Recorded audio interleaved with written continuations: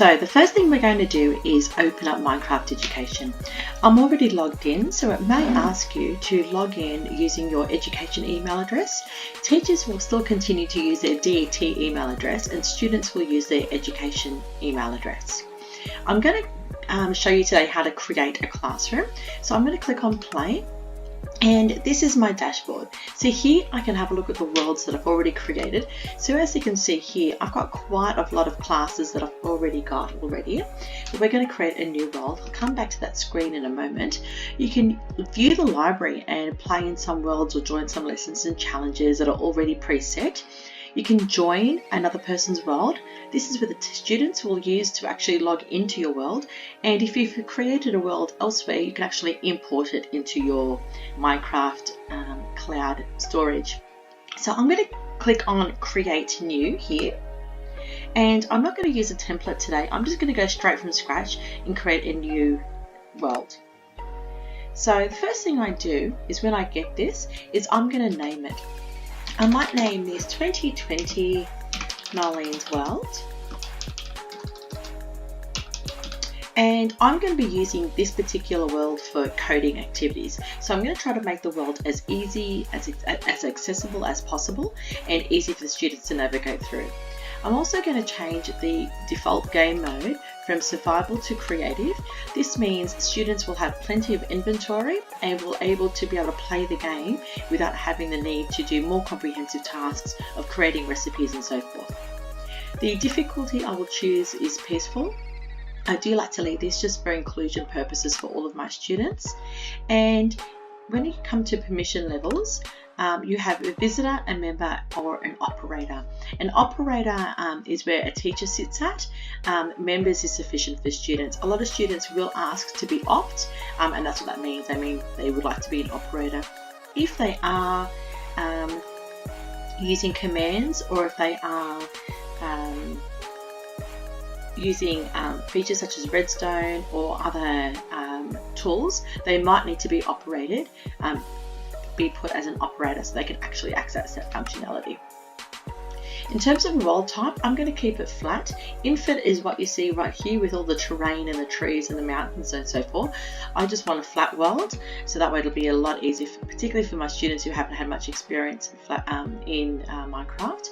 And down here is where we get to our teacher options. So I like to have the cheats on for students so they can see what they need to do, and in this case we're going to have the code builder, and I'll show you that in the next video. And here you can decide whether it will always be day or not. This is completely up to you. I'm just going to tick always day just for today. This is where the teacher power comes into it. This is what's fantastic about Minecraft Education, is that with these classroom settings, you as a teacher have complete control over the world, and if the students can't, will be able to follow your rules. I'm going to set this as perfect weather only because for some students, having rain, thunder, lightning, snow can be quite overwhelming, and particularly for students with higher needs, this could actually be a deterrent for them to play with the game. I'm going to turn off mobs only because I also find that is a deterrent, and the students get quite frustrated with the random characters who are following them around. I am going to allow destructive items and allow players to make damage. That means that players can dig holes and they can actually knock bricks down that they place themselves. I will turn this off, however, player versus player damage. This refers to me knocking down something else that people built. And the show border effect. This is where it basically shows a black square of where the students will place the brick. Again, very good to have. Once you've done that, just click on the play button. So you can actually set this up in front of your students or away from your students. It's not a problem. And you can click on play. What this will do now is it will generate your world. And so this world can be used repeatedly. What I have discovered is that if you create a world on a particular PC and you then go to use a different PC, that world may not always be there. So please try to use the same PC when operating that same world.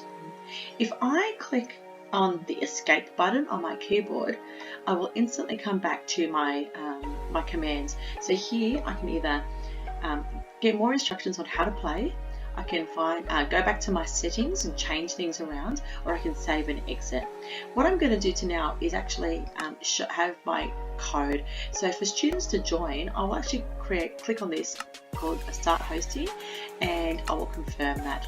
So now, these are the codes the students need to type in onto their device. So once they open up Minecraft Education, they'll click on Join World, and these are the code that they will use to join on. So in this instance, it's Alex, then sign, then a panda, then a cookie, then a fish, and then instantly all of your students will join.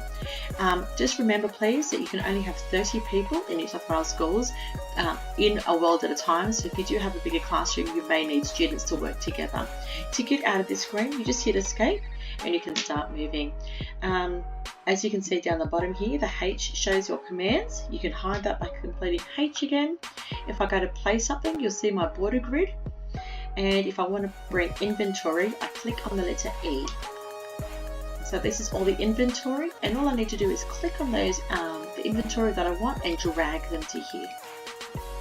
So I'll just grab a few bricks just for purposes of this video. And then to get out of that, I just hit escape.